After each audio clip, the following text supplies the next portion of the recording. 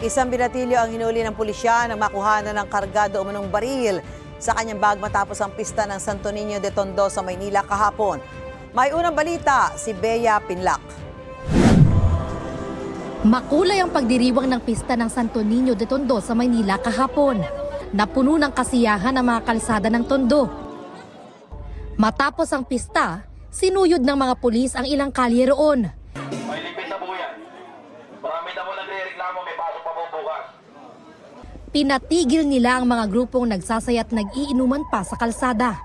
Pati ang mga motorsiklong nakahambalang sa daan, pinaalis.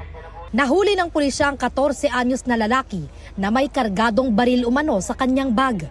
Tila pumalag kasi ang binatilyo ng sitahin ng pulis kaya siya kinapkapan. Ayon sa pulisya, dinala ang binatilyo sa Women and Children Protection Center ng Moriones Police. May dalang pen gun. Dadali natin to sa prosito para maimbestigahan. Meron namang kaakibat na penalty, lalo na kabataan.